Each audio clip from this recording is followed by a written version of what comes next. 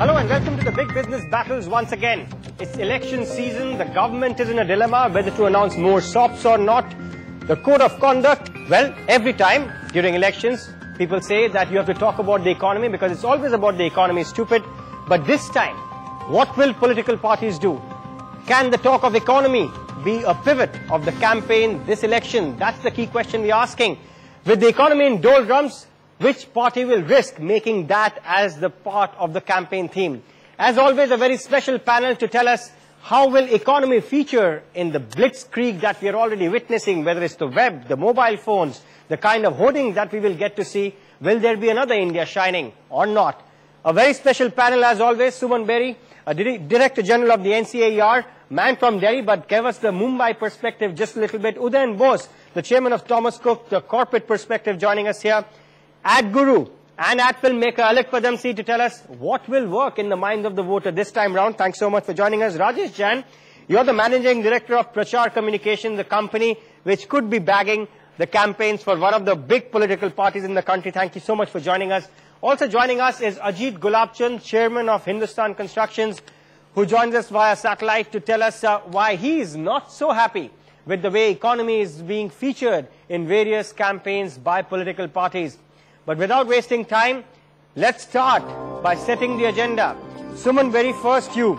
Can economy, pure by logic, pure by passion, pure by reality, be a part of the campaign this election? Because anybody who talks about it is doomed. Anybody who doesn't talk about it is going to isolate the voters. It's going to be rural development and Aam Aadmi. Now the question is, do they have a good story to tell there? I think it's a reasonable story. They've been lucky with rain.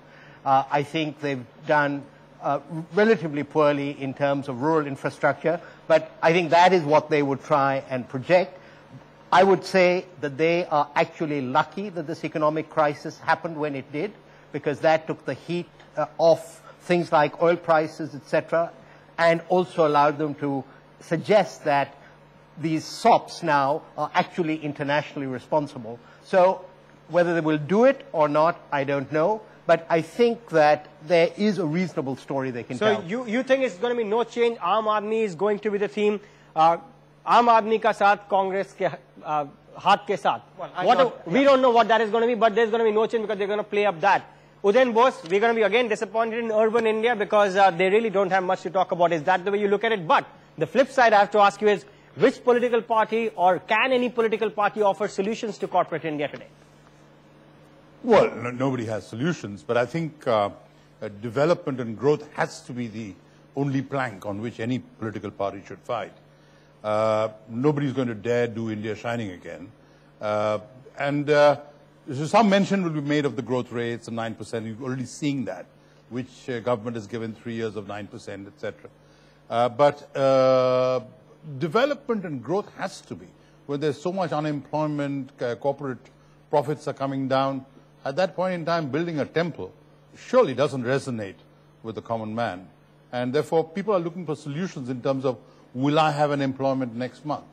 And that's where I thought each party should come out with measures and saying, this is what I'll do. So game plan. They want a game plan, and you made your choice pretty much clear as to what you think you want to see in this campaign. Alec Padamsee, what cuts the ice with the voter? What do you think they want to listen to in a Lok Sabha election? The Congress party is a product, the BJP is another product. And if they both are products, have they done any market research to find out what the voter is dissatisfied about and which target group is dissatisfied about what? And then divide up your promises. Don't just make an overall, employment or, development. Decide strategically what your target group is and which target group wants what kind of proposition. That's what I feel. And it's too early to say what they want because there's been such an upheaval